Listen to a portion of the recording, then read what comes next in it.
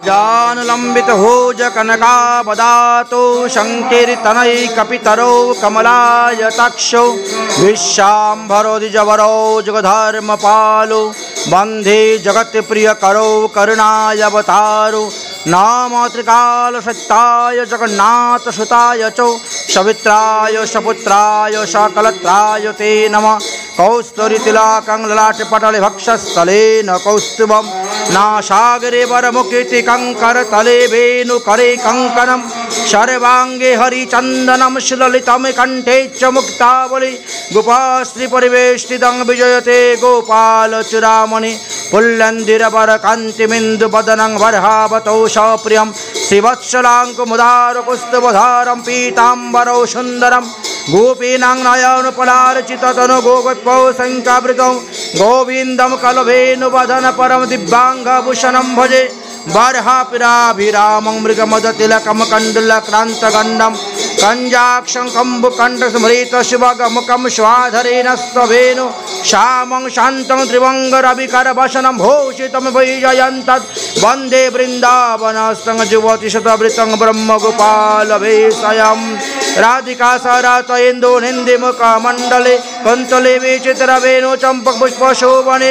नीलपट्टयङ्गे शोभे ताहे यादयोरणे वन्दे जय श्रीपादपद्म विश्वभानुनन्दिनी प्रेमे घोरि नित्यनयन पूरि नित्य चञ्चल मृदुगतिनिन्दितं वदन मण्डल चादनिरमल वचनयमृतखण्डितम् असीम गुण जन तारिल जग जन मुहे कहे कर वंचितम जयति जय वसु जाह्नवा प्रिय देहि मे सपदान्तिकम् अच्युतम केशवम राम नारायणम कृष्ण दामोदरम वासुदेव हरिं श्रीधर माधवम गोपिका वल्लभम राधिका नायकम कृष्ण चंद्र भजाम्यहम् प्रदिमेन्द्र वैष्णव स्खलत्पादेन गतेर्मोह शक्रिपाजष्टिदानेन सन्तु सन्तु अवलम्बनम्। साधुदेर कृपार महिमार कथा श्रीमद्भागवत महापुराणेर एकादश स्कंदेर 26 अध्याये 26 नम्बर श्लोक থেকে आरम्भ करे वर्णन करे গিয়েছেন। साधु दर्शनेर द्वारा कि হয় আমরা पवित्र হতে পারি। दर्शने पवित्र হয়, स्पर्शने प्रेमेर उदय হয়। সেই शांत महिमार कथा वर्णन करेगी बोलें जिसका जीवन में लगा सत्संग है इसका हर घड़ी आनंद है आनंद है। साधु संग ही आनंदेर कारण। भगवान कृष्णचंद्र उद्धव के बोलचन हे उद्धव तेषांग नित्यंग महाभागो महाभागेषु मत कथा समतो बंति हितांग निरिनांग जुषितांग प्रपन्नाम घनम। जे सकल साधु गोष्ठीर मध्य प्रतिदिन आमार लीला कथा आलोचना करा हय যাহারা সাধু মুখে এই সমস্ত লীলা কথা শ্রবণ করেন তারা উভয়ই সমস্ত পাপ থেকে মুক্তি লাভ করিতে পারেন।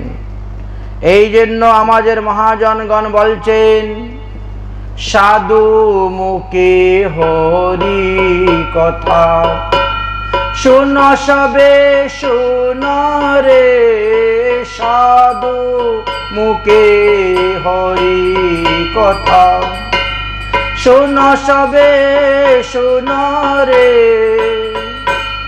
পাপ তাপ দূরে যাবে প্রেম ভক্তি পাবে রে পাপ তাপ দূরে যাবে প্রেম ভক্তি পাবে রে সাধু মুখে হরি কথা শুন সবে শুন রে সুখ মুখে ভাগবত কথা শুন সবে শুন রে দেহ মন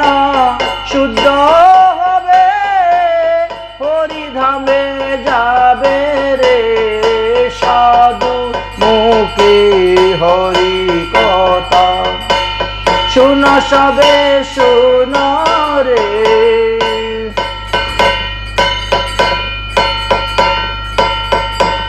মহারাজা পরীক্ষিত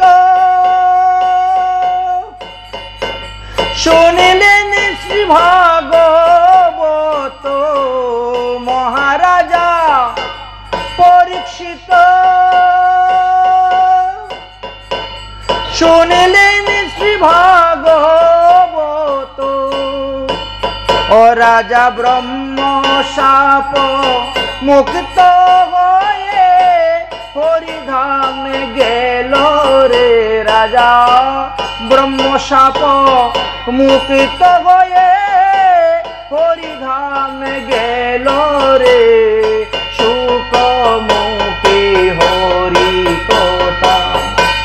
শুনো সবে শুনো রে, সাধু মুখে হরি কথা। শুনো সবে শুনো রে। সাধু সঙ্গ, সাধু সঙ্গে হরিকথা শ্রবণের যে কি লাভ তাহা বর্ণন করে গিয়েছে। সাধু সঙ্গটাই হলো মুক্তির কারণ, আর সংসার জগতের বিষয়ী আসক্তি মানুষের সঙ্গই হলো বদ্ধের কারণ। সঙ্গই আমাদেরকে স্বর্গাদি লোকে নিয়ে যায়, স্বর্গই আমাদের নরকাদি নিম্নজনিতে গমন করিয়া থাকে। এই জন্য বলছেন তত দুঃসঙ্গ মত সৃজ্যয়ে মৎসং সজতম বুদ্ধিমান সন্ত এবাইসম ছিন্দতে মনুসংঘনম মুক্তভি। যারা বুদ্ধিমান ব্যক্তি তারা দুঃসঙ্গ পরিত্যাগ করিয়া সর্বদা সাধু সঙ্গে আসক্তি হন। সাধুগণই জীবের ভক্তি প্রদান করিতে পারেন, সাধুগণই জীবকে ভববন্ধন থেকে মুক্ত করতে পারেন। সাধুর মহিমা প্রতিপাদনের হিতোপদেশের দ্বারা অজ্ঞানরূপী অন্ধকার দূর হয়। সুতরাং সাধু সঙ্গই সৎসঙ্গই একান্ত করণীয়। প্রতিটা লোকেরই সাধুসঙ্গ করার কথা বর্ণন করে গিয়েছেন। যারা সাধুসঙ্গ ত্যাগ করিয়া সৎসঙ্গ ত্যাগ করিয়া অসৎসঙ্গেতে তারা লিপ্ত থাকেন, তাদের কথা শাস্ত্রে কি বর্ণন করে গেলেন? কিং বিদ্যায়া কিং তপস্যা কিং ত্যাগেন সুতরে চ বা কিং বিরক্তেন মৌনেন স্ত্রী ভরিজাস্য মনোরিতম। যাহার মন কামিনী হরণ করে নিয়েছেন, মানে স্ত্রী হরণ করে নিয়েছেন, যাহার মন স্ত্রীতে সর্বদা আকৃষ্ট, তাহার বিদ্যাই বা কি করবে, তার তপস্যাই বা কি করবে, তার সন্ন্যাসেই বা কি করবে, আর তার নির্জন বাসেই বা কিছুই হবে না। এমনকি তার মৌন ব্রত অবিধারণ করা দ্বারা এই সমস্তই বৃথা হয়। যার মন কামিনী হরণ করে নিয়েছে, তার বিদ্যা তপস্যা সন্ন্যাস নির্জন সেবা মৌন সবকিছু বৃথা হয়ে পড়ে, তার শাস্ত্র পরেই বা কি লাভ? তাই মন যাতে কোনো কামিনী হরণ করিতে না পারে সেই দিকে বিশেষভাবে ধ্যান দিয়ে মনকে ভগবানের চরণে লাগাইতে হবে। ভগবত কৃপার দ্বারা, ভগবত ভক্তের কৃপার দ্বারা আমরা এই দুরস্তর সমুদ্রকে উদ্ধার হইতে পারব, এই ভবার্ণব ভবিতব্য থেকে উদ্ধার হতে পারব। আমরা যে ভবকূপের মধ্যে পড়ে আছি তার থেকে উদ্ধার হওয়ার একমাত্র উপায় হলো সাধু সঙ্গ। যত উপসায় মানস্য ভগবন্তম বিভাবসুম শীতম ভয়মে তমোহি অপ্যতি সাধুনম সংসেবতং স্ততঃ।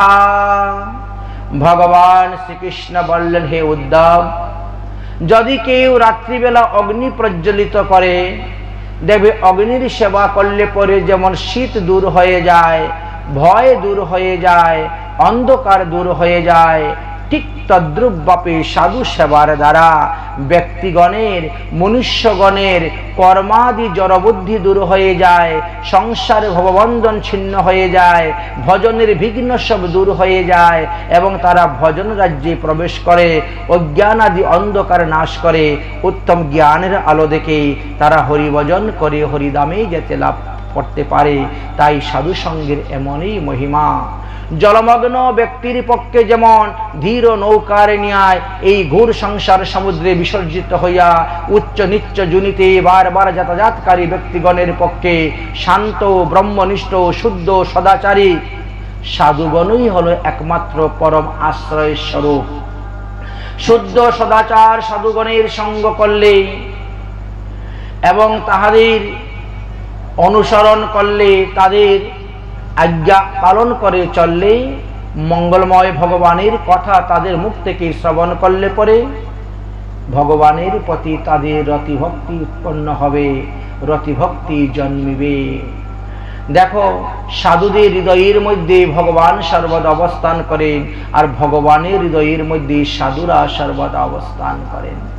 তাই ভগবান শ্রীকৃষ্ণ উদ্ধবকে বলছেন, হে উদ্ধব, একাদশ স্কন্ধের 26,33 নম্বর শ্লোকেতে ভাগবতে দেওয়া আছে, অন্য হি প্রাণিনাং প্রাণায় আর্তনাম শরণম তমহম।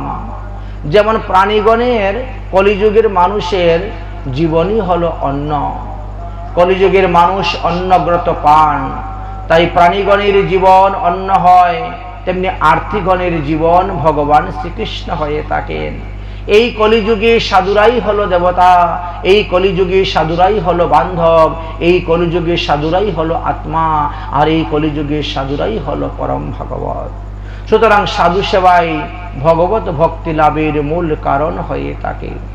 সুখদেবজি বললেন, হে মহারাজ পরীক্ষিত, যাহারা শ্রী ভগবান পদপদ্ম সেবা লাভ করিতে অভিলাষী, তাহাদের পক্ষে প্রথমেই সাধুগুরু বৈষ্ণবের সেবা অপরিহার্য। বৈষ্ণবের সেবা সমাদর, অভ্যর্থনা, সম্মান, স্তুতি ইত্যাদি রূপেই বৈষ্ণব অর্চন করিলে ভগবান সন্তুষ্ট হইয়া থাকেন। এই বিষয়ে শাস্ত্রে অনেক প্রমাণ দিয়ে গিয়েছেন। যো ন গৃহন্তি ভূপাল বৈষ্ণবং গৃহমাগতম তদ্গৃহং পিতৃবি ত্যক্ত্বা শমশানম ইব ভীষণম। হে রাজন, যে ব্যক্তি গৃহ আগত বৈষ্ণবকে সাদরে গ্রহণ করেন না, সেই ব্যক্তির পিতৃপুরুষগণ এইরূপ শ্মশান সদৃশ্য গৃহকে পরিত্যাগ করিয়া চলে যান। অর্থাৎ যে বাড়িতে সাধুগুরু বৈষ্ণবের সেবা হয় না, সেই বাড়িতে পিতৃপুরুষগণ সাদরে গ্রহণ করেন না দ্রব্য। ও পূজিত যথা গচ্ছন্ত বৈষ্ণবম গৃহ মেধিনম শত জন্মার্জিতং ভূপো পুণ্যমাদায়ম গচ্ছতি। হে রাজন, যে গৃহস্থের গৃহে সাধুগুরু বৈষ্ণবরা অপূজিত হইয়ে সেই কান থেকে প্রস্থান করেন, তিনার সঙ্গে সঙ্গে সেই গৃহস্থে শতজন্মার্জিত সমস্ত পুণ্য চলে যায়। সাধুকে নিয়ে যেতে হয় না, সাধুর পিছনে পিছনে আপনা আপনি সব চলে যায়। অথবা অভ্যাগত দুরাতেজো না অর্চতে বৈষ্ণবং সৌ সকিতা নৈপসারধিল্ল নন্নং পাপো রতস্ততঃ। হে নৈপ, যে ব্যক্তি নিজ সামর্থ্য অনুসারে দূর দেশ হইতে আগত বৈষ্ণবের সেবা করেন না, তদপেক্ষা পাপী আর কেহই নাই। দৃष्ट्वा भागवतम दिव्यं सन्मुखे जो न जातिः न गृह्णन्ति हरितस्य पूजां द्वादश वार्षिकम्। যে ব্যক্তি অকস্মাৎ আগত ভগবত ভক্তকে সাধুগুরু বৈষ্ণবকে দেখিয়া তদীয় সম্মুখে গমন করে না, দণ্ডবত প্রণাম করে না, কোনো প্রকার সম্মান প্রদর্শন করে না। শ্রীহরি ওই সমস্ত ব্যক্তিদের হাতের 12 বৎসর যাবৎ পূজা গ্রহণ করেন না। ভগবান বলেন যে আমার ভক্তকে পূজে না, সে আমারে পূজে কেন? সে তো দাম্ভিক, সে নহে মোর প্রসাদের পাত্র। তাই বৈষ্ণবং জনমালোকং না ভুক্তায়ং করোতি ইয়ঃ প্রণয়াদরতো বিপির স নরো নরকাতিভিঃ। যে ব্যক্তি বৈষ্ণবকে দর্শন করিয়া প্রীতি হন না, প্রসন্ন হন না, আনন্দিত পান না, বা আদরপূর্বক বৈষ্ণবের সম্মুখে তিনি গমন করেন না, সে তো মহাপাতকী। বৈষ্ণব অপরাধ 6 প্রকারের মধ্যে এক প্রকার বৈষ্ণব অপরাধের কারণে তাকে দেহান্তে নরকে পতিত হইতে হয়। সন্মুখম ব্রজমানস্য বৈষ্ণবানাং নরাধীপ পদে পদে যজ্ঞ ফল প্রাপ্তু পূর্ণানিকাদিজা।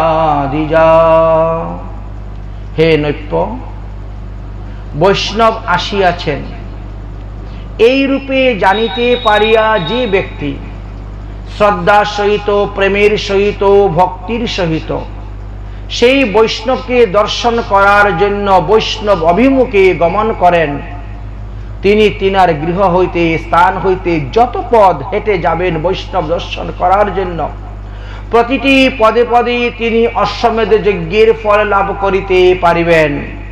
বৈষ্ণব দর্শনের এমনই মহিমা। পূর্ব কৃত্বা তু সন্মানম অবজ্ঞাম করতে তু ইয়ঃ বৈষ্ণবানাং মহীপাল সন্নিভ্যম জানতি সংখ্যায়ঃ। হে রাজন, প্রথমত আমরা কোনো বৈষ্ণবকে দেখার পরে খুব শ্রদ্ধা করি, সম্মান করি, দণ্ডবত প্রণাম করি, দানাদি করে থাকি, কিন্তু পরবর্তী সময়ে ধীরে ধীরে আমরা তাকে অসম্মান, অবজ্ঞাও প্রকাশ করিয়া থাকি।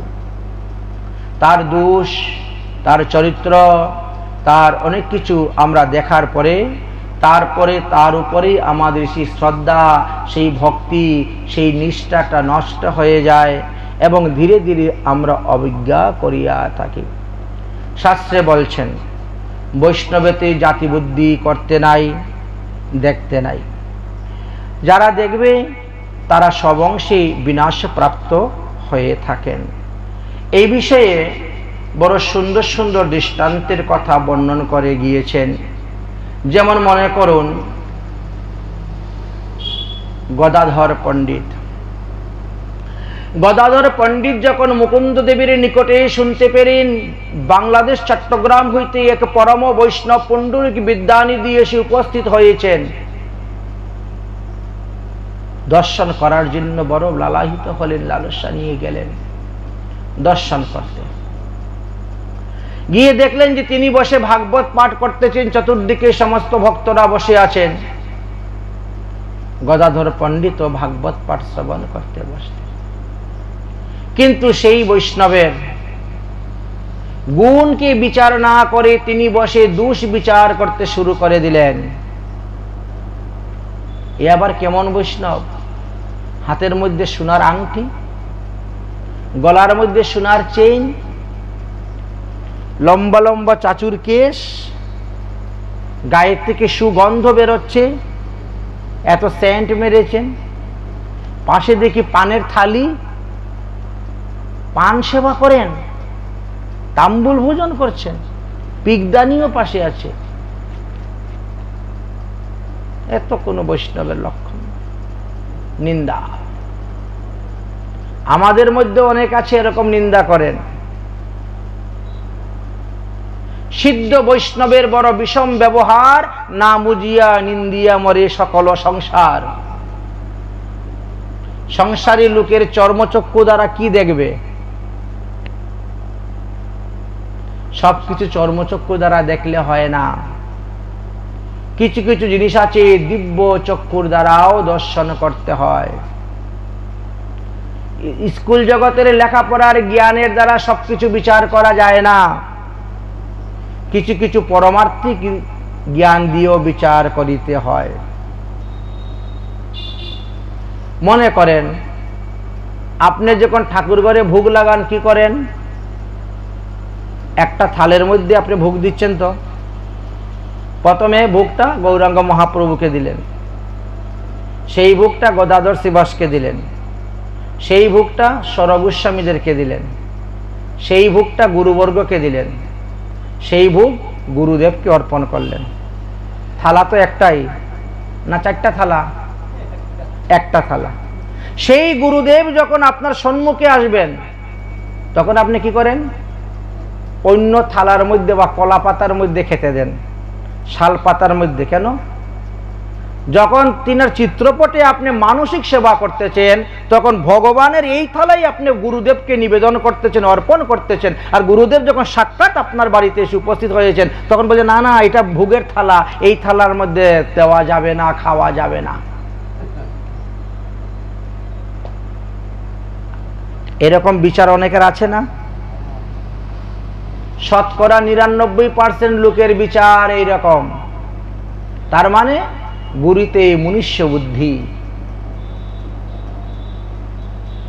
যার গুরুতে মনুষ্য বুদ্ধি আছে তারই সেখানে গুরু অবজ্ঞা হচ্ছে, সেখানেই তার অপরাধ হচ্ছে, পাপ হচ্ছে। এটা আমার কথা নয়, ভগবান শ্রীকৃষ্ণচন্দ্র নিজেই বলে গিয়েছেন উদ্ধব উদ্ধব আচার্যমাং বিজানিয়া, শ্রী গুরুদেবকে আমার স্বরূপ বলে জানবে, আমার মতনই তাকে সম্মান করবে। আমরা মানসিকভাবে সেবা করতেছি সেই থালকে দিয়েই, আর সাক্ষাৎ আসলে পরে বলে না না এটা ভোগের থাল, এটা আমাদের খাওয়া যাবে না। অনেক সাধুগুরু বৈষ্ণবরা আছে দেখবেন তারা যেই থালে ভোজন করেন সেই থালি ভগবানকে ভোগ দেন, সেই থালি আবার ভোজন করছেন, আবার মেজে ঘষে নিয়ে আসতেছেন, আবার সেই থালি ভগবানকে ভোগ দিচ্ছেন, আবার সেই থালি গ্রহণ করতেছেন। এরকম দেখেছেন? অনেক স্থানে হয়। তো এইগুলা বিচার করতে গেলে আমরা অপরাধে পড়ব। কার কতটা যোগ্যতা, কে কোন স্তরে গিয়ে উপস্থিত হয়েছে ভজন মার্গের, এটা চর্মচক্ষুর দ্বারা দেখা যায় না, বিচার করা যায় না। ভগবান তো ভাবগ্রাহী জনার্দন, তিনি ভক্তের ভাব দেখেন, কিন্তু আপনি তো সেই ভক্তের ভাব দেখছেন না, আপনি দেখছেন সেই ভক্তের চরিত্র, তার চলাফেরা, তার কথাবার্তা, তার ব্যবহার, তার আচার আচরণ আপনি দেখে যাচ্ছেন। তার ভাবটাকে তো আপনি দেখতে পাচ্ছেন না। আর ভাব দেখার মতন দিব্য দৃষ্টি আপনার এখনো উদয়ই হয় নাই, তখন আপনি অবজ্ঞা করতেছেন। আর সেই অবজ্ঞাতে ওখানে অপরাধ হয়ে যাচ্ছে, বৈষ্ণব অপরাধ। 6 প্রকার বৈষ্ণব অপরাধের মধ্যে 1 প্রকার বৈষ্ণব অপরাধ সেখানে হয়ে যাচ্ছে। গুরু অপরাধের ক্ষেত্রে গিয়ে হয়েছে নাম অপরাধ হয়ে যাচ্ছে।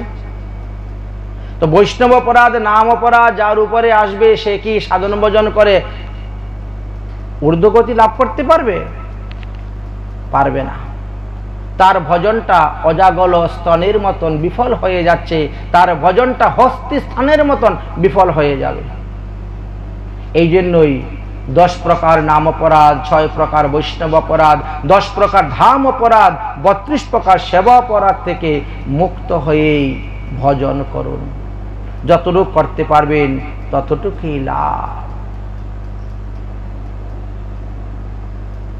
যখন গদাধর পণ্ডিত পুণ্ডরিক বিদ্যানিধির এই ছিদ্রগুলা দেখতে শুরু করলেন তখন তিনার মুখটা মলিন হয়ে গেল। মুকুন্দের নিকটে শুনলাম এক মহান বৈষ্ণব এসেছেন, একজন পরম বৈষ্ণব এসেছেন। শোনার পরে যে শ্রদ্ধা ছিল, তিনার উপরে ভক্তি ছিল, প্রেম ছিল, এখন এসে দেখে তো সব নষ্ট হয়ে গেল। তিনার মাঝে তো বৈষ্ণবতার কোনো লক্ষণই নেই। আজকালকে কিছু লোক আছে না, কোনো বৈষ্ণব যদি পান খায় তো খুব নিন্দা করে। আমার রাধা রানী স্বয়ং পান সেবা করেন, আমার গোবিন্দ স্বয়ং প্রতিদিন ভোজনের পরে পান সেবা করেন। 8 বার আরতি হয়, 8 বার ভোগ হয়, 8 বার রাধা গোবিন্দের মিলন হয়, 8 বারই পান সেবা হয়। আমার মহাপ্রভু ভোজনের পরে পান সেবা করেন, নিত্যানন্দ প্রভু, অদ্বৈত প্রভু। তো অন্ন যেমন আমরা ভোগ দিয়ে, ফলমূল যেমন আমরা ভোগ দিয়ে গ্রহণ করি, পানও তো তাহলে ভোগ প্রসাদিত, সেটা গ্রহণ করলে কি বাই দোষ হয়ে গেল? এই জন্য আমাদের বিবেকের কিছু অভাব আছে, জ্ঞানের অভাব আছে। আমরা নিজেদেরকে বড় সাধু বলে মনে করি বলে তো অন্য সাধুদের নিন্দা করি, অন্য সাধুদের দোষ বিচার করতে যাই। যখন মুকুন্দ দেখতে পেলেন যে গদাধরের মনটা মলিন হয়ে গেছে, মুখটা কালো হয়ে গেছে, মাথাটা নিচু করে আছে, অন্যমনস্ক হয়ে আছে, সে ভাগবত কথা শ্রবণ করতে পারতেছে না, ইটিস পুটিস করতেছে, কতক্ষণে এখান থেকে উঠে চলে যেতে পারলেই যেন বাঁচি। মুকুন্দ তখন বুঝতে পারলেন গদাধরের মনের অবস্থা। মুকুন্দ বুঝতে পারলেন যে এহেন পরম বৈষ্ণবের বাহ্যিক ব্যবহার দেখিয়া সে নিন্দা করতেছে, অতএব এতে তো তার ভালো হবে না গদাধরের। গদাধর তো বৈষ্ণব অপরাধে পড়ে যাবে। গদাধরকে বৈষ্ণব অপরাধ থেকে বাঁচানোর জন্য মুকুন্দ তখন একটা বুদ্ধি করলেন। কি করলেন? তিনি তখন শ্রীমদ্ ভাগবত মহাপুরাণের একটা শ্লোক সুললিত কণ্ঠে উচ্চারিত করতে শুরু করলেন। ভাগবতের শ্লোক শোনার সঙ্গে সঙ্গে পুণ্ডরিক বিদ্যানিধির দেহের মধ্যে অষ্টসাত্ত্বিক ভাবের উদয় হল। হা কৃষ্ণ বলে উচ্চস্বরে নৃত্য করতে করতে মাটিতে পড়ে গেছেন। কোথায় গেল ইস্তারি দেওয়া কাপড়, কোথায় গেল স্যান্ড, আর কোথায় গেল পানের থালি, আর কোথায় গেল পিকদানি? আশ্চর্য কথা।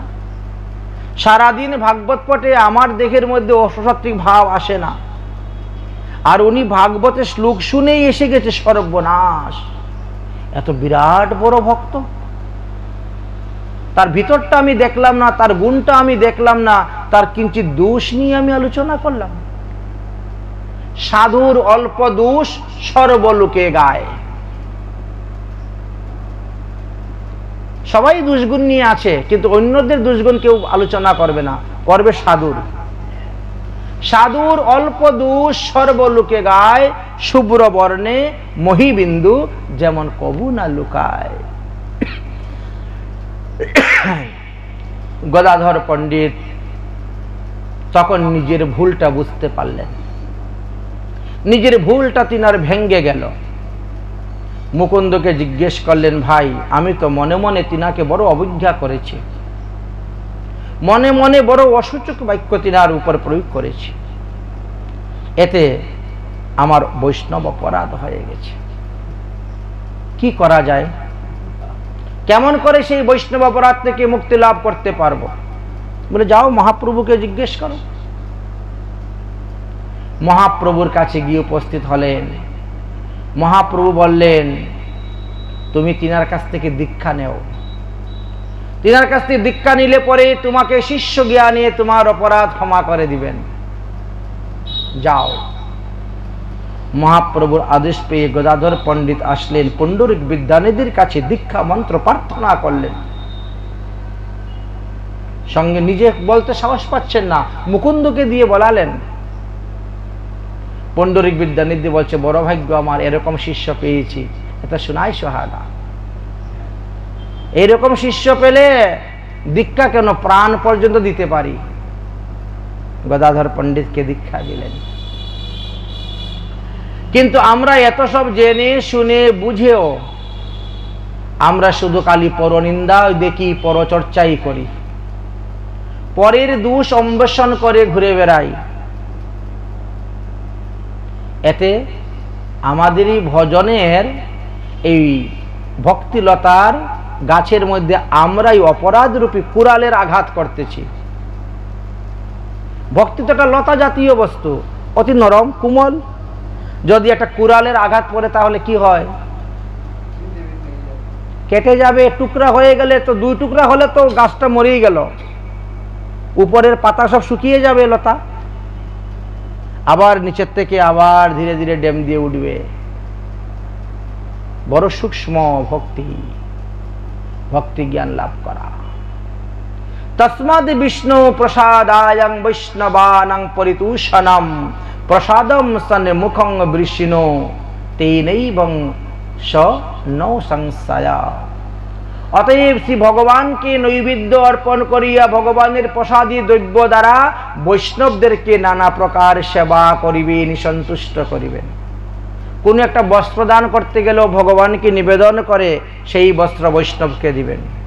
চন্দন দিবেন বৈষ্ণবের কপালে, সেই চন্দনও ভগবানকে আগে দিয়ে ভগবানের প্রসাদী করে বৈষ্ণবের কপালে দিবেন। মালা পরাবেন, সেই মালা আগে ভগবানকে অর্পণ করিয়া ভগবানের প্রসাদী মালা বৈষ্ণবকে দিবেন। অপ্রসাদী কোন দ্রব্য বৈষ্ণব সদ্গুরুদেব কখনো গ্রহণ করেন না। সদ্গুরুদেবকে ভগবত প্রসাদী দ্রব্যই দিতে হয়। সাধু গুরু বৈষ্ণবদেরকে ভগবত প্রসাদী দ্রব্য দ্বারাই তুষ্ট করতে হয়। তাহাতে ভগবান বিষ্ণু যেমন প্রসন্ন, আর বৈষ্ণব তাতে প্রসন্ন হয়ে থাকেন। যু বিষ্ণু ভক্তম নিষ্কামনাম ভূজয়েত শ্রদ্ধয়ামৃতম ত্রিসপ্ত কুল সংযুক্ত সজান্তি হরি মন্দিরম। হে রাজন, যারা শ্রদ্ধা সহিত, ভক্তি সহিত, প্রেমের সহিত নিষ্কাম নিষ্কিঞ্চন বৈষ্ণবদেরকে নিমন্ত্রণ করে এনে গৃহেতে ভোজন করান, ওই বৈষ্ণব যদি এক গ্রাস অন্য কোনো গৃহস্থের বাড়িতে ভোজন করেন, ওই গৃহস্থের ১বিংশতি পুরুষের মধ্যে যদি কেউ তার কর্ম অনুসারে নরকে পতিত হয়ে থাকে, বৈষ্ণব সেবার ফলে তিনি নরক থেকে মুক্ত হয়ে বৈকুণ্ঠে গমন করিয়া থাকেন। তাই নরকাদি পাপ তাপ অপরাধ মুক্ত করার জন্য উত্তম সেবা হলো বৈষ্ণব সেবা। এই জন্য বলে না, ছাড়িয়া বৈষ্ণব সেবা নিস্তার পাইয়াছে কেবা। বৈষ্ণব সেবা বিহীন কখনো কেউ নিস্তার পায় নাই। যখন দেখবেন লোক মারা যাওয়ার পরে কি করে? বৈষ্ণব সেবা দেয় শ্রাদ্ধের পরে। হ্যাঁ, বৈষ্ণব সেবার বিশেষ মহিমা, এটা স্বয়ং ভগবান শ্রীকৃষ্ণই যুধিষ্ঠির মহারাজকে বলেছেন, বৈষ্ণব ভজ কুন্তেয় মা ভজ অন্য দেবতা। অতএব পঞ্চপাণ্ডব, তোমরাও বৈষ্ণব সেবা দাও। জানা যায় যে সেই সময়ের মধ্যে প্রধান বৈষ্ণব রুহিদাস বৈষ্ণব ছিলেন, এবং রুহিদাস বৈষ্ণবকে পঞ্চপাণ্ডব এনে সেবা দিয়েছিলেন, যার সেবার সঙ্গে সঙ্গে স্বর্গে ঘণ্টা বেজেছিল। সাধারণ কথা নয়, সে অনেক কাহিনী আছে, সেই দিকটাই থাক, আমরা ভাগবতী নিয়েই আলোচনা করি। তস্মাদ সর্ব প্রযত্নেন বৈষ্ণবাং পূজয়তে সদা সর্বং তরতি দুঃখনঘং মহাভাগবত অর্চনম। শুদ্ধ সদাচার প্রসাদভোজী বিষ্ণু মন্ত্রী দীক্ষিত বৈষ্ণবদেরকে মহাভাগবত বলা হয়েছে। তাদেরকে ভগবত প্রসাদী দ্রব্য দ্বারা পূজা করার কথা বলা হয়েছে। অতএব সদা সর্বদা সর্বপ্রকারে মহাযত্নের সহিত বৈষ্ণব দিকের পূজা করিবেন। বৈষ্ণবগণের পূজা করিলে সমস্ত দুঃখ হইতে উত্তীর্ণ হইতে পারিবেন। যদি নিষ্কপটে সেবা করা যায়, তার ফল কখনো ব্যর্থ হবে না। নিমিষং নিমিষার্ধং বা यत्र तिष्ठन्ति सत्तमा तत्रैवौ सर्वो श्रेयासिं तत्तीर्था तत्गुणोपवनं तत्तीर्थं तत् उपवनं।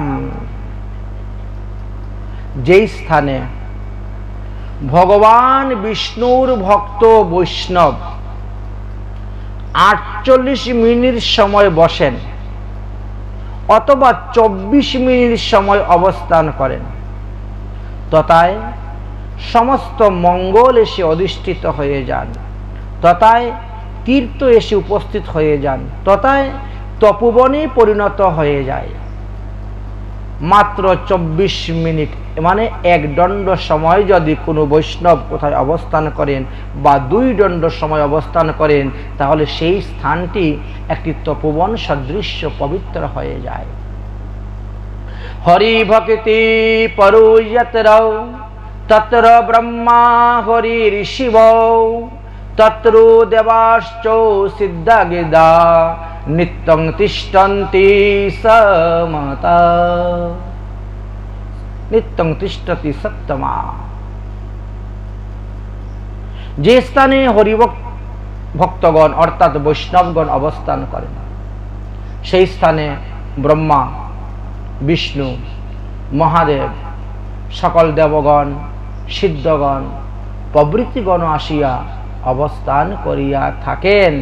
কিন্তু আমরা সচক্ষে তাহা দেখতে পাই না, চর্মচক্ষে সবকিছু দেখা যায় না, আর দেখা গেলেও সত্য বলে মনে হয় না। আমাদের ভ্রম, প্রমাদ, বিপ্রলিশ্ব, কর্ণপটবতা আদি বহু দোষ আছে।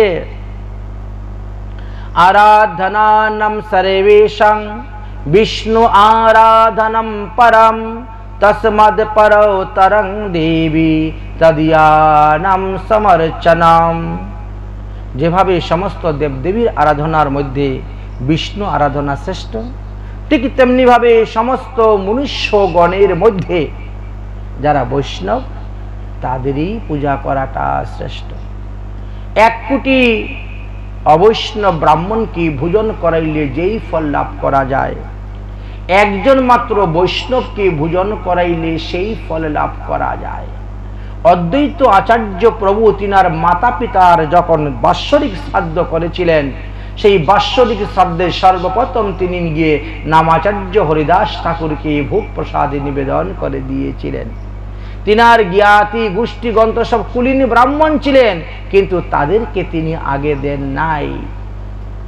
এতে বৈষ্ণবীর মহিমার কথা অদ্বৈত আচার্য প্রভু নিজেই প্রকাশ করে গিয়েছেন। হরি পূজা রতনং হরি নাম রতনতম শুদ্ধয়াসি বিরক্তা জান্তি পাপনয়পি পরাগতি। যারা শ্রী হরি পূজা করেন, যারা হরিনাম পরায়ণ, এইরকম বৈষ্ণবগণকে যাহারা সেবা করেন, যারা সেবা করান, তাহারা মহাপাপী হইলেও পরম গতি লাভ করিয়া থাকেন। বৈষ্ণব সেবার ফলে তারা পাপাদি হইতে মুক্ত লাভ করিয়া থাকেন। সমীপে তিষ্ঠতে জৈষ্য হি অনন্ত কালয়াপি বৈষ্ণব গচ্ছত পরমম স্থানম যদ্যপি ব্রহ্মণা ভবেৎ। মৃত্যুকালেও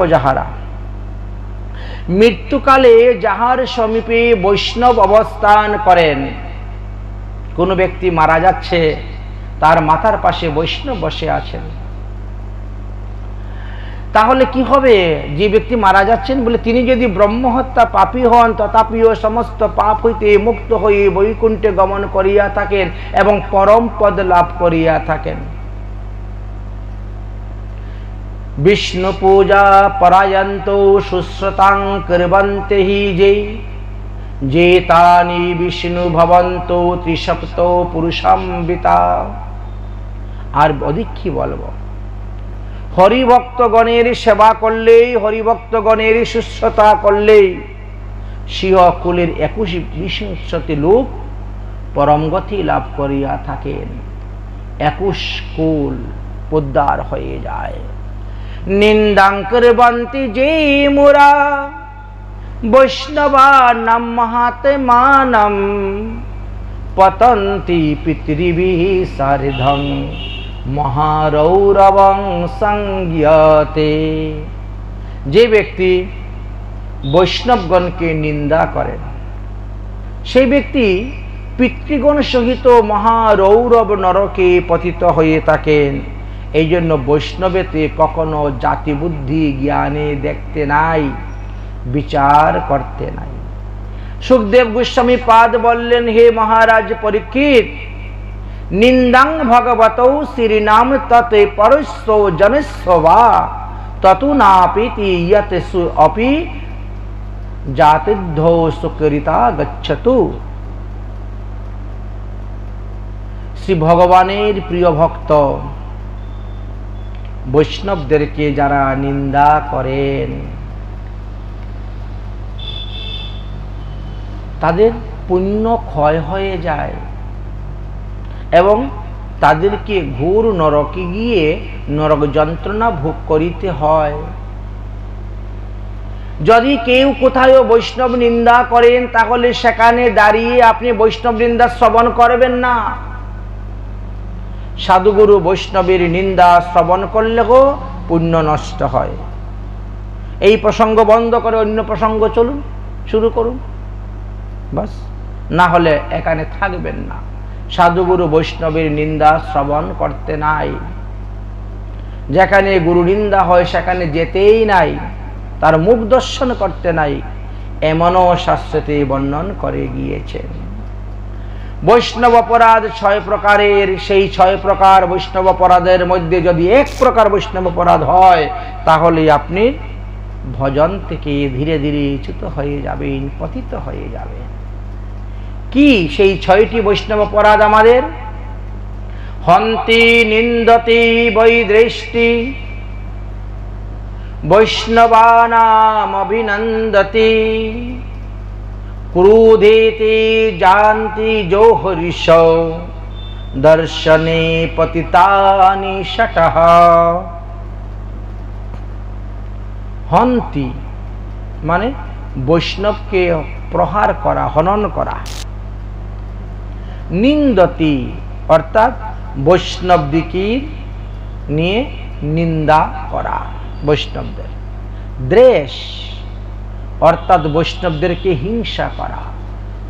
নয় অভিনন্দতি অর্থাৎ বৈষ্ণবকে দেখিয়া প্রণাম না করা, আদর না করা, সমাদর না করা, অভ্যর্থনা না করা ইত্যাদি দোষের কথা বলছেন। ক্রোধ বৈষ্ণবের প্রতি ক্রোধ প্রকাশ করা। বৈষ্ণবদিগকে দেখিয়া যারা আনন্দ পায় না, আনন্দ প্রকাশ করেন না, বৈষ্ণবদিগের প্রতি এই 6 প্রকার অনাচারকারী ব্যক্তির বৈষ্ণব অপরাধের কারণে নরকে যেতে হয়। সিদ্ধ বৈষ্ণবের তো অতি বিষম ব্যবহার। না বুঝিয়া নিন্দিয়া মরে সকলই সংসার। যারা শুদ্ধ বৈষ্ণব তাদেরকে চিনা বড় ভার, তাদেরকে চিনার কোনো শক্তি নেই। দেবতারা পর্যন্ত চিনতে পারে নাই বৈষ্ণবদেরকে। মানুষের কথা আর কি বলবো, আমার তোমার কথা কি বলবো। ভৃগু ঋষি কত বড় ভক্ত, দিন রাত 24 ঘন্টা যে ভগবানের নাম সংকীর্তন করেন, কীর্তন করেন, ভজন করেন। তিনার উপরে যখন ব্রহ্মা বিষ্ণু মহেশ্বরের মধ্যে কে বড় পরীক্ষা করার জন্য ভার দেওয়া হলো, তিনি গিয়ে ভগবান বিষ্ণুর বক্ষেতে লাথি মেরে দিলেন, লাথি মেরে দিয়েছিলেন। আজও পর্যন্ত ভগবান বিষ্ণুর বক্ষেতে সেই ভৃগুপদ চিহ্ন আছে। এই জন্য বলা হয়েছে শুদ্ধ বৈষ্ণবের বিষম ব্যবহার, না বুঝিয়া নিন্দিয়া মরে সকল সংসার। বৈষ্ণব চিনিতে নারী দেবেরও শকতি, সাধারণ মানুষ তা কেমন করে চিনবে। সংকীর্ণ যো নয় পুত্তা যে ভকিতা মধুসূদনে ম্লেচ্ছ তুল্য কুলিনাস্তে যে না ভকিতা জনার্দনে। যাহারা বিষ্ণু ভক্ত অর্থাৎ বৈষ্ণব, তাহারা বর্ণশঙ্কর আদি অতি নিকৃষ্ট জুনিতে, নিকৃষ্ট জাতিতে জন্মগ্রহণ করলেও তারা সেই জাতিতে, সেই জুনিকে পবিত্র করিয়া ফেলে। পরন্তু যাহারা জনার্দন শ্রীহরির ভক্ত নহে, তাহারা মহৎ বংশে, মহৎ কুলে ব্রাহ্মণ গোস্বামী বংশেতে জন্মগ্রহণ করিলেও শাস্ত্র তাদেরকে ম্লেচ্ছ তুল্য বলিয়াই পরিগণিত করিয়াছেন।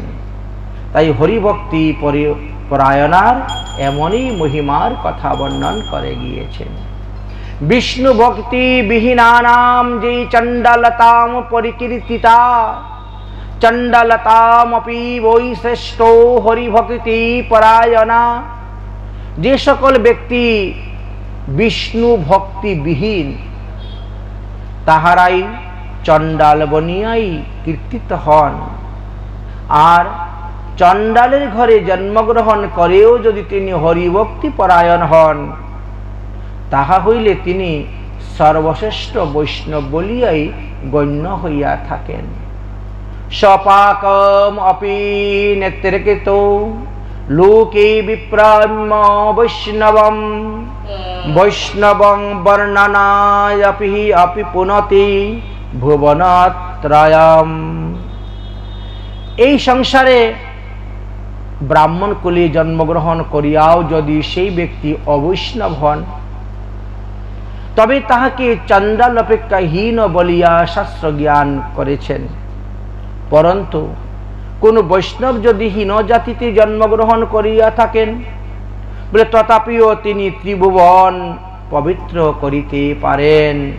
বৈষ্ণবের এমনই মহিমা। তার মধ্যে এক হলো গৃহস্থ বৈষ্ণব, এক হলেন ত্যাগী বৈষ্ণব। পঞ্চ সংস্কারে গৃহস্থ বৈষ্ণব এবং দশম সংস্কারে ত্যাগী বৈষ্ণব হয়ে থাকেন। সেই বৈষ্ণবের কথা আলোচনা করলেন। তিলকং তুলসী মালা শিক্ষা কৌপিন বহির্বাস হরিনাম সদা যুক্তম পঞ্চম বৈষ্ণব লক্ষণম। অতএব গৃহস্থ বৈষ্ণব হইতে ত্যাগী বৈষ্ণবরা আরো ঊর্ধ্বে অবস্থান করিয়া থাকেন, কারণ তারা 10টি সংস্কার প্রাপ্ত হয়েছেন, আর গৃহস্থ বৈষ্ণবরা 5টি সংস্কার প্রাপ্ত হয়েছেন। এই জন্য তাদেরকে আরো ঊর্ধ্বে আরো বেশি সম্মান প্রদান করা হয়ে থাকে। ন শূদ্রা ভগবত ভক্তাস্তে তু ভগবত মতাহা সর্বে বর্ণেষু তে শূদ্রা জেনে ভক্তা জনার্দনে। ভগবত ভক্তগণ শূদ্র কুলে উৎপন্ন হইলেও তাহারা শূদ্র বলিয়া পরিগণিত নহেন, কারণ তারা বিষ্ণু মন্ত্রে দীক্ষা গ্রহণ করেছেন, সদাচার পালন করতেছেন, তারা সদ্গুরুর আশ্রয় করে সৎসম্প্রদায়ের অন্তর্ভুক্ত হয়েছেন। পরন্তু অন্যান্য সকল বর্ণের মধ্যে যে সমস্ত লোক শ্রীহরির ভজন করেন না, শ্রী হরিমন্ত্রে দীক্ষা গ্রহণ করেন না, শাস্ত্র বলছে তারাই হলো শূদ্র, তারাই হলো শূদ্র। ভগবান শ্রীকৃষ্ণচন্দ্র উদ্ধবকে বলছেন, হে উদ্ধব, নমে প্রিয় চতুর্বেদী মত ভক্ত সৌপচৌ প্রিয়া তস্মেদ দেয়ং ততো গ্রহ্যং শৌচৌ পূজ্যো যথা হি অহম।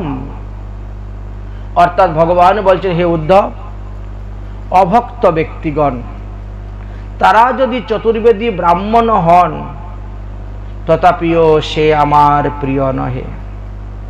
অর্থাৎ তারা যদি বিষ্ণু মন্ত্রে দীক্ষা গ্রহণ না করে, একাদশী আদি ব্রত না করে, সদাচার পালন না করে, তাহলে তারা চতুর্বেদী ব্রাহ্মণ হওয়া সত্ত্বেও আমার প্রিয় নহে।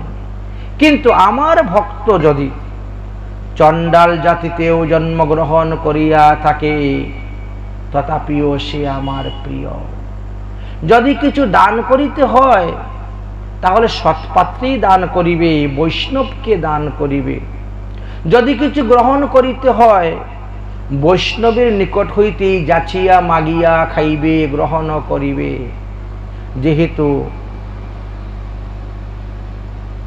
বৈষ্ণবগণ আমার নিয়াই পূজনীয়, আমি সর্বদা বৈষ্ণবগণের হৃদয়ে বাস করি, আর বৈষ্ণবরা আমার হৃদয়ের মধ্যে বাস করিয়া থাকেন। মদ্ভক্তা যত্র গচ্ছন্তি তত্র গচ্ছামি পার্থিব ভক্তমানম নির্গচ্ছন্তি মুক্তায়ং শ্রুতিভি সহ। ভগবান শ্রীকৃষ্ণ বললেন, আমার ভক্তগণ যেই স্থানে গমন করে আমিও তাকে রক্ষা করার জন্য তার পিছনে পিছনে গমন করিয়া থাকি। অপিচ মুক্তিগণ, বেদগণ, শ্রুতিসমূহগণ তারাও কিন্তু উত্তম ভক্তের পশ্চাৎ পশ্চাৎ গমন করেন। যতক্ষণ পর্যন্ত আপনি সাধন ভজনে সিদ্ধ দেহ লাভ করতে পারেন নাই, ততক্ষণ পর্যন্ত আপনি শাস্ত্রের পিছনে যাবেন, বেদ, শ্রুতি, পুরাণ, ইতিহাসের পিছনে পিছনে আপনি ছুটবেন। আর যখন আপনি ভজনে সিদ্ধি লাভ করে ফেলবেন, তখন তারা সব আপনার পিছনে পিছনে ছুটবে। এটাই হলো নিয়ম। তাই বলছেন, আমার চরণ যারা আশ্রয় করেছে, তাহারা নিচু জাতি হোক কিংবা স্ত্রীলোক হোক, বৈশ্য হোক, শূদ্র হোক, তাতে কোনো ক্ষতি নাই। তারা পরম গতি লাভ করিবেন যাহারা আমাকে আশ্রয় করিয়া আছেন। জন্মান্তরৌ সহস্রেষু বিষ্ণু ভক্তং ন লিপ্যতে জৈসৌ সন্ধ জৈসৌ সতদর্শনাদেবং ভীষ্মং ভবতি পাতকঃ। সহস্র সহস্র জন্মের মধ্যে বৈষ্ণব যদি প্রমাদবশত কোনরূপে পাপাচরণ করেন, তথাপিও তিনি সেই পাপে লিপ্ত হন না, অপিচ তাহাকে দর্শন করিলে লোক পাপরাশি থেকে মুক্তি লাভ করিতে পারেন, লোকের পাপরাশি ভস্মীভূত হয়। অর্থাৎ যে যে কর্ম করবেন সে তার ফল ভোগ করবে। আপনি যদি তার নিন্দা করতে যান, তাহলে আপনাকেও সেই ফল ভোগ করিতে হইবে। যারা প্রকৃত বৈষ্ণব, যদি দৈবক্রমে তাদের কোনো পাপ উৎপন্ন হয়, তথাপিও তাদেরকে নরকে যেতে হয় না। আমি তার পাপকে সংশোধন করে দেই, শুদ্ধ করে দেই। অজ্ঞানে হয় যদি পাপ উপস্থিত, কৃষ্ণ তাকে শুদ্ধ করে না করায় পাশ্চিত। এমনই কৃপাময় শ্রী কৃষ্ণচন্দ্র।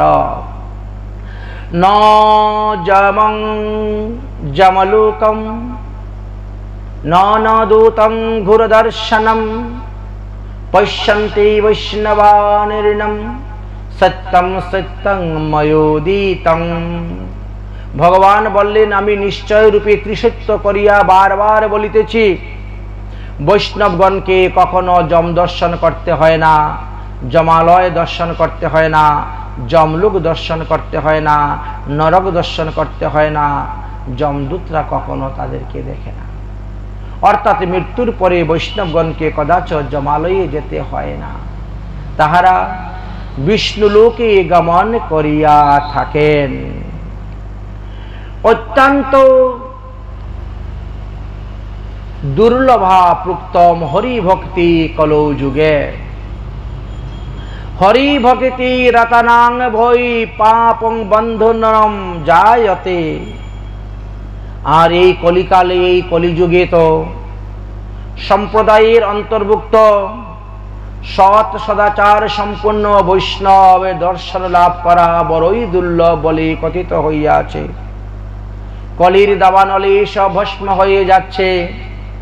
3 গুণ অধর্ম, 1 গুণ মাত্র ধর্ম অবস্থান করতেছে। তাই কলিযুগে হরিভক্তি পরায়ণ বৈষ্ণবগণ কে ভগবান পাপজনিত বন্ধন থেকে মুক্ত করে দিয়েছে। কলো ভাগবত নামং দুর্লভং নৈভ লভ্যতে ব্রহ্মা রুদ্র পদুৎকৃষ্টং গুরুনাং কথিতং মম। এই কলিযুগে বৈষ্ণব নাম বড়ই দুর্লভ, ইহা সহজে লাভ করা যায় না। এই উপাধিটা না, বৈষ্ণব উপাধি বিরাট বড় উপাধি। ব্রহ্মা মহাদেবের পদের মতন উৎকৃষ্ট পদ এই বৈষ্ণব উপাধি। এটি এত সহজেই লাভ করা যায় না।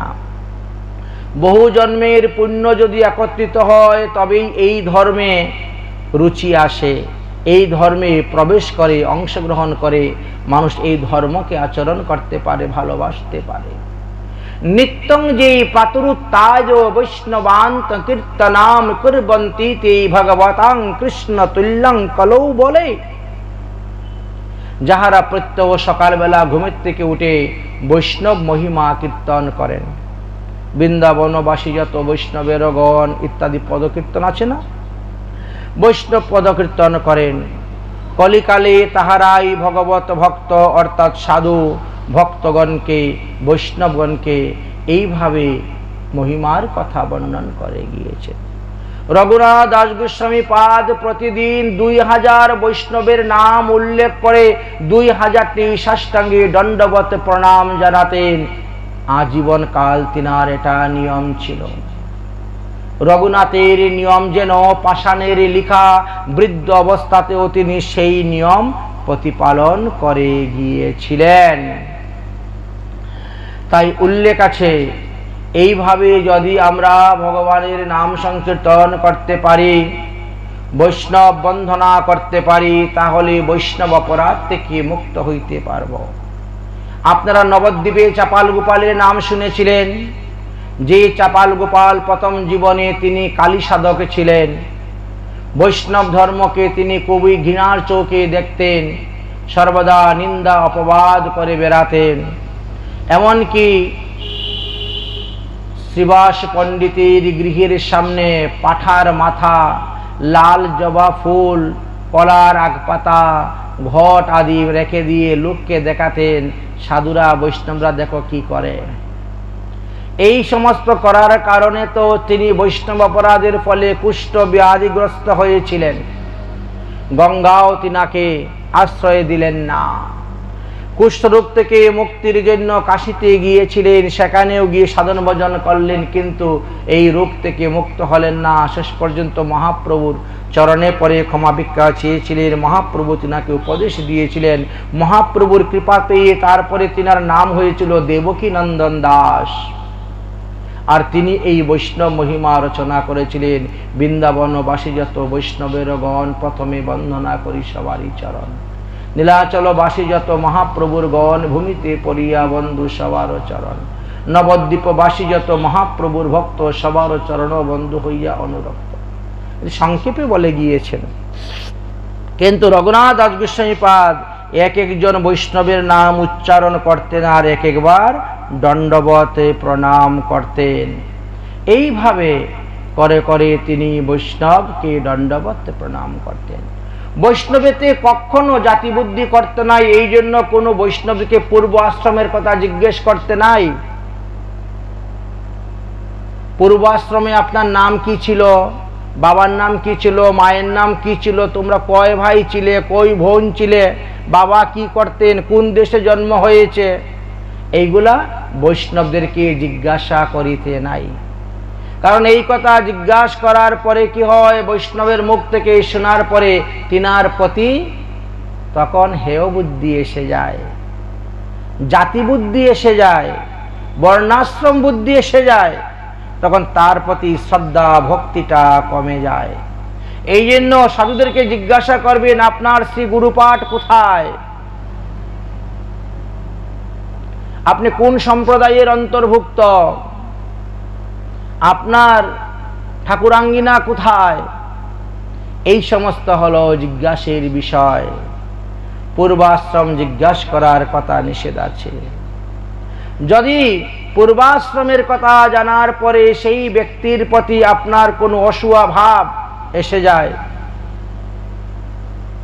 তাহলে আপনাকেই সেই পাপের ফলে নরকে যেতে হবে, দুঃখ পেতে হবে। তাই বৈষ্ণব দেখিয়া যেবা জাতি বুদ্ধি করে, তাহার সমান পাপী নাই এভব সংসারে, নরকেতে তাহার বাস জানিও নিশ্চয়, ফুকারিয়া ফুকারিয়া সর্বশাস্ত্রে কয়। শূদ্রং বা ভগবত ভক্তম নিষাদম সপাচং যথা বিশ্বন্তং জাতি সামান্যম সজাতি নরকম ধ্রুবম। ভগবত ভক্ত অর্থাৎ বৈষ্ণবগণ যদি শূদ্র কুলে জন্মগ্রহণ করিয়া থাকেন, ব্যাধ কুলে জন্মগ্রহণ করিয়া থাকেন, কুকুরের মাংসভোজী হইয়া থাকেন, তাতেও কিছু নয়। সৎসঙ্গ করতে করতে, সাধুসঙ্গ করতে করতে তখন তিনি বুঝতে পারলেন যে ঈশ্বরই একমাত্র ভজনের দরকার। তখন তিনার সেই কুকর্ম ত্যাগ করে দিলেন, কুধর্ম ত্যাগ করে দিলেন, কুসংস্কার ত্যাগ করে দিলেন, শুদ্ধ সদাচার হলেন, সদ্গুরুর চরণাশ্রয় করে সাধন ভজন করে সদাচারী হয়ে প্রসাদ বুঝি হয়ে গেলেন। তাহলে সেই বৈষ্ণবকে পূর্বাশ্রমের কথা চিন্তা করে তার নিন্দা করতে যাবেন না, তার বিষয়ে সমালোচনা করতে যাবেন না। আমাদের একটা কুপ্রথা আছে, আমরা কিছু দেখলেই কি বলি, 3 দিনের বৈরাগী হইয়া ভাতকে বলে অন্ন, তাই না? আমাদের একটা প্রথা চলে আসতেছে, যখনই কাউকে কিছু দেখি তখন আমরা এই কথা বলি, আরে 3 বছর আগে তো সে এই করত, সেই করত। তার পূর্ব আশ্রমের কথা আলোচনা করে আমরা তার পাপের নিন্দা করে তাকে ঘৃণা করি, হিংসা করি, নিন্দা করি। কিন্তু সে তো সেইগুলো ত্যাগ করে দিয়ে এখন শুদ্ধ সদাচার বৈষ্ণব হয়ে গেছে। যেই দিন তিনি দীক্ষা গ্রহণ করেছেন সেই দিন থেকে তার পুনর্জন্ম হয়ে গেছে, সে দ্বিজত্ব প্রাপ্ত হয়ে গিয়েছে, তার পূর্ব পাপ তাপ সমস্ত ধ্বংস হয়ে গিয়েছে। তো সেইগুলা তুলে আলোচনা করে তোমারই পাপ বাড়বে। সমালোচনা, যে যাকে নিন্দে সে তাকেই পিন্দে। তুমি যার নিন্দা করবে সেই দোষগুলা তোমার ঘরেতে আসবে এবং তোমাকেই সেটা ভোগ করিতে হইবে। অপিচেত সো দুরাচারং ভজন্তে মাম অনেকভেকম সাধুরিব্যচ মন্তব্য সম্যং সোবেই বস্তিতাহায়াপি। ভগবান শ্রীকৃষ্ণ বললেন, যদি কোনো দুরাচার ব্যক্তি তার দুরাচারী ত্যাগ করিয়া কেবল আমারই ভজন করেন, তা হইলে তাকে তুমি সাধু বলিয়া জানিবে। কারণ ওই ব্যক্তি নিশ্চিত রূপে তার বুদ্ধিকে স্থির করে দিয়েছে যে কৃষ্ণ ভজন ছাড়া আর কোনো গতি নাই আমার, কৃষ্ণ ভজনেই আমার একমাত্র কর্তব্য। তৎনিমিত্ত তিনি আমার ভক্ত হয়ে গিয়েছেন।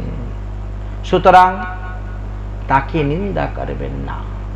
কৃষ্ণ পদপদ্ম লাভের লালসায় তার যে ভজন বৃদ্ধি হচ্ছে, ধীরতা প্রাপ্ত হয়েছে, এই জন্য ভগবান শ্রীকৃষ্ণ তাকে আত্মসাৎ করে নিচ্ছেন। ব্রাহ্মণ ক্ষত্রিয় বৈশ্য শূদ্রঞ্চ বা জাতি রে বেতর বিষ্ণু ভক্তি সমাযুক্তং যুক্তং সর্বত্র উত্তমম। যিনি বিষ্ণু ভক্তি সমাযুক্ত, তিনি ব্রাহ্মণ হোক, ক্ষত্রিয় হোক, বৈশ্য হোক, শূদ্র হোক, স্ত্রী হোক, যোষিত হোক, অন্তজ হোক, যেই হোক না কেন, বিষ্ণু ভক্তরা সর্বোত্তম, বৈষ্ণবরা সর্ব উত্তম। তাদেরকে সম্মান দণ্ডবত প্রণাম দেবতারাও পর্যন্ত করিয়া থাকে। হরি ভক্তি পরাজিত হরির নাম পরায়ণা দুর্বৃত্তবা সুবৃত্তবা তেষাং নিত্যং নমো নমঃ। যাহারা হরিভক্তি এবং হরিনাম পরায়ণ, তাহারা দুর্বৃত্ত হোক আর সুবৃত্ত হোক, তথাপিও তাদের চরণে শতকোটি প্রণাম জানানো হয়েছে। ভগবান বলছেন, হে উদ্ধব, সাধুরাই হলেন দেবতা, সাধুরাই হলেন বন্ধু, সাধুরাই হলেন পরমাত্মা আমি। সুতরাং তুমি সাধুসঙ্গ করো, সৎসঙ্গ করো। এই সাধুসঙ্গ ও সৎসঙ্গের দ্বারাই তুমি আমাকে লাভ করিতে পারবে। আমাকে লাভ করার একমাত্র উপায় হলো এই সাধুসঙ্গ। তাই তো সাধুসঙ্গের মহিমার কথা সর্বশাস্ত্রে বর্ণন করে গিয়েছেন। সাধুরা কি করেন? সাধুরা ভগবানকে কোনো কিছু না দিয়ে তারা গ্রহণ করেন না। যারা ভগবানকে না দিয়ে চব্যচস্য লেচ্ছপেয় বানাচ্ছেন, খাচ্ছেন, তারা মহা অপরাধী, তারা পাপী। তাদেরকে এই ভোজনতে নরকই গমন করতে হয়।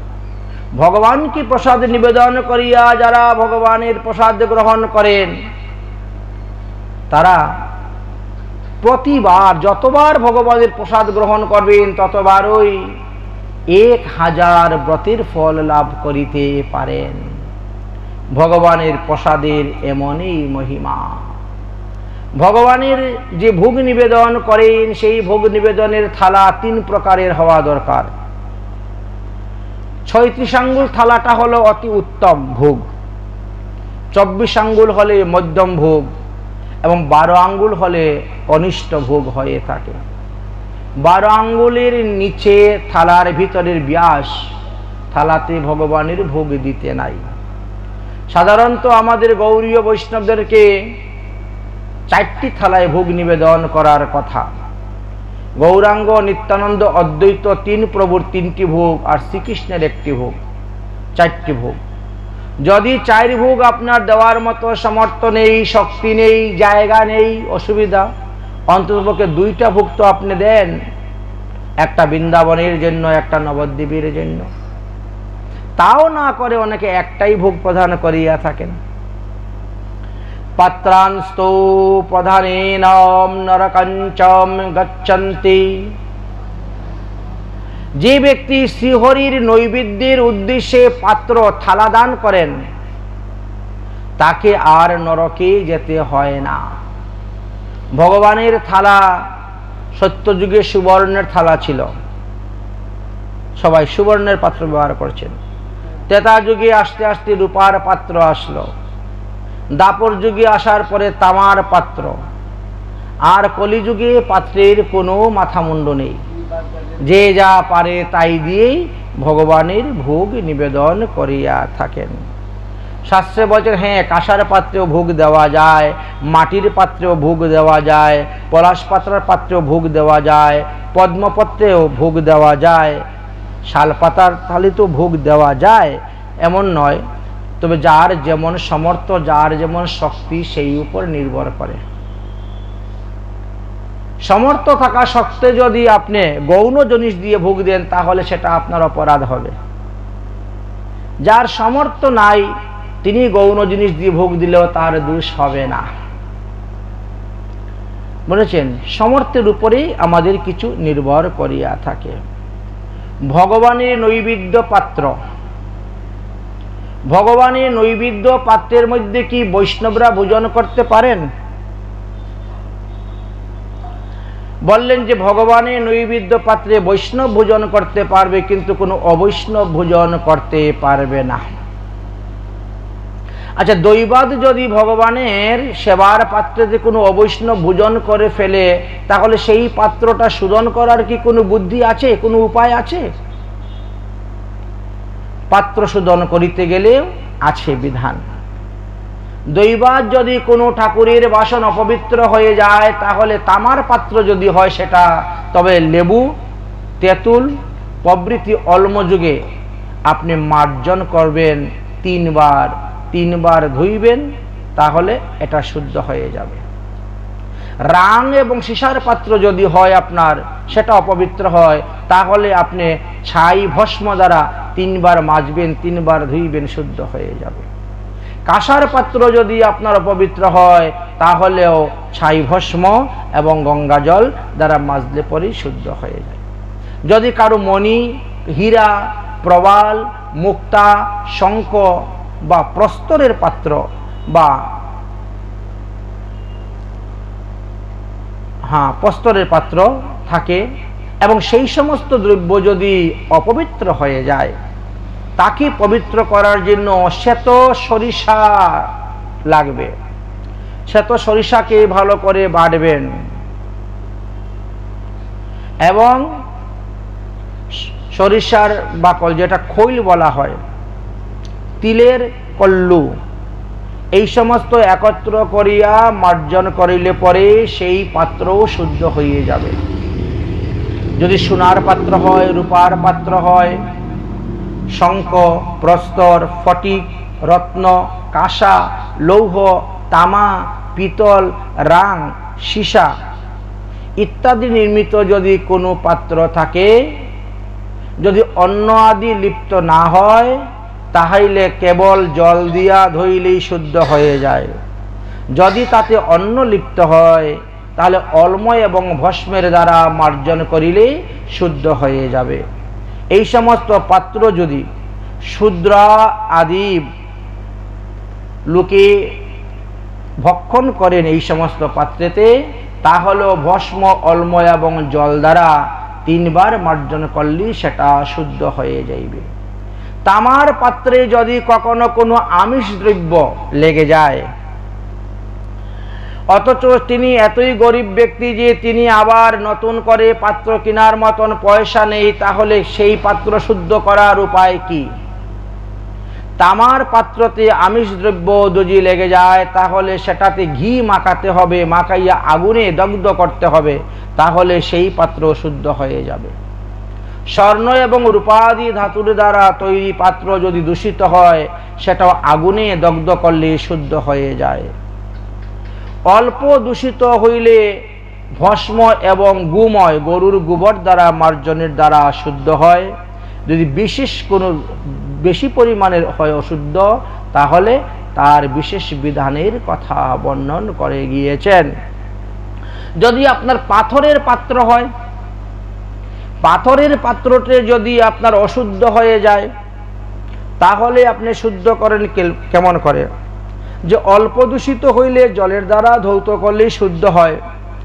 পাথরের পাত্রে যদি কোনো শূদ্র লোক ভোজন করেন, তবে সেটাকে আপনি অগ্নিতপ্ত করিয়া মাটির নিচে দাবিয়ে রাখবেন।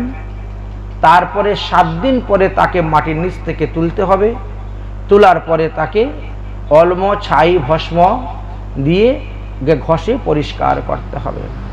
যদি কারো পাথরের পাত্রের মধ্যে ছোট ছোট বালক বালিকাদের মলমূত্র বা লেগে যায়, স্পর্শ হয়ে যায়, তবে তাকে 7 দিন মাটির নিচে পুড়িয়া রাখতে হইবে, তারপরে তুলে ঘষলে শুদ্ধ হয়ে যাবে। যদি কাষ্ঠের পাত্র থাকে, কারো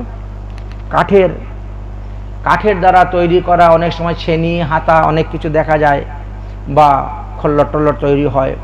কাঠের পাত্র যদি অল্প দূষিত হয়, তাহলে মৃত্তিকা এবং গোময়, গোবর দ্বারা, জল দ্বারা মার্জন করিয়া ধৌত করলে শুদ্ধ হয়ে যায়।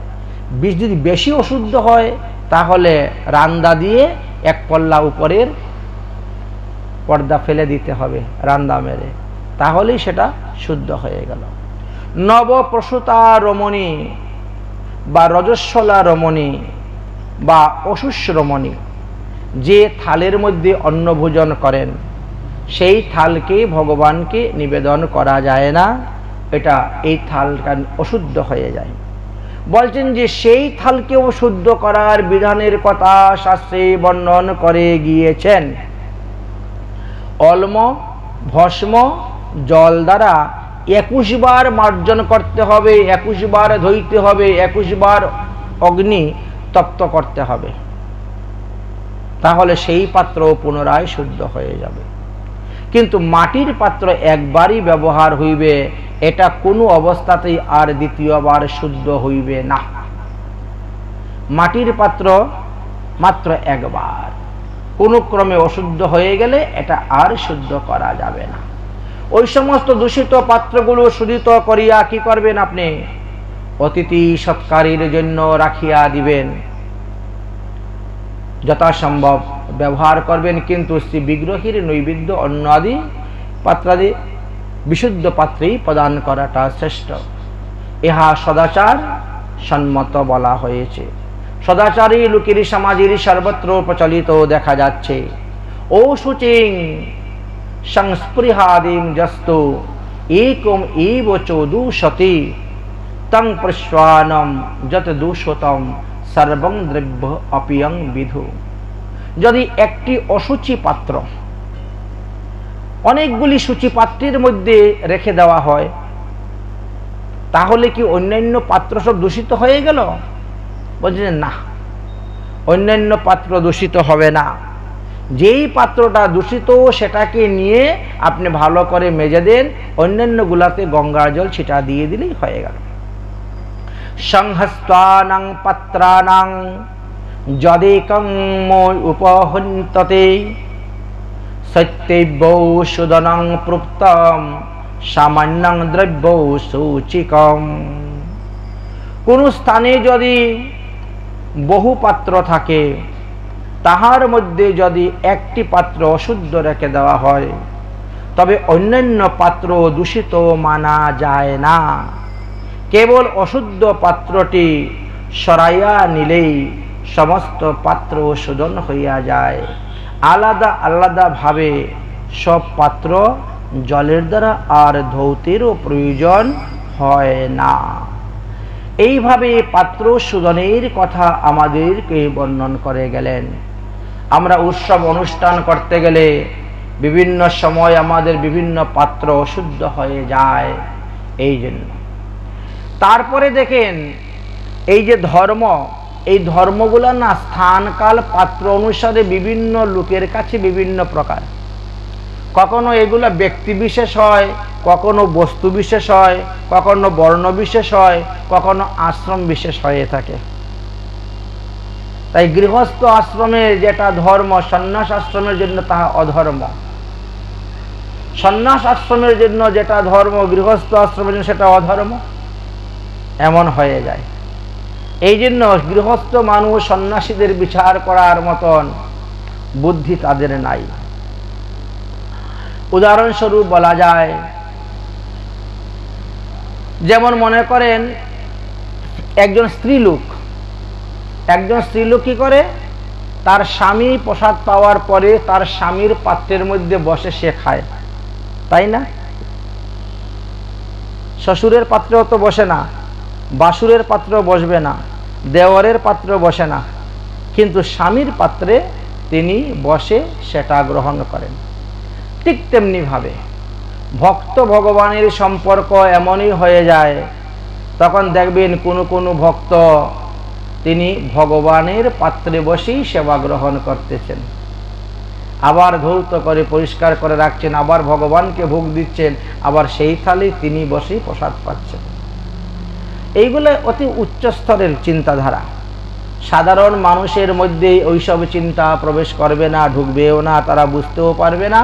এই জন্য বলছেন নিন্দিয়া মরে সকল সংসার, উচ্চকোটি বৈষ্ণবের বড় বিষম ব্যবহার। যাই হোক, আজকে আমরা বৈষ্ণব মহিমার কথা আস্বাদন করলাম। বৈষ্ণব সেবার দ্বারা আমাদের কি লাভ হয়, না করলে আমাদের কি ক্ষতি হয়, বৈষ্ণব সঙ্গ করলে আমাদের কি লাভ হয়, যদি কোনো বৈষ্ণব সেবাতে গিয়ে কোনো পাত্র অশুদ্ধ হয়ে যায় সেই পাত্র কিভাবে শোধন করতে হয়, শুদ্ধ করতে হয়, তদ বিষয়ে আস্বাদন করলাম। আজকের মতন ভাগবতীয় কথা আমাদের এখানেই বিশ্রাম। যদকরম পদবষ্টং মাত্রহীনশ্চ যদ্ভবেৎ তৎসর্বক্ষমতাং দেবং প্রসিদ্ধং পরমেশ্বর। ওম সর্বে ভবন্তু সুখিনা, সর্বে শান্তু নিরাময়া, সর্বে ভদ্রাণু পশ্যন্তু, মা কশ্চিৎ দুঃখবাদ ভবেৎ। ওম শান্তি, ওম শান্তি, ওম শান্তি।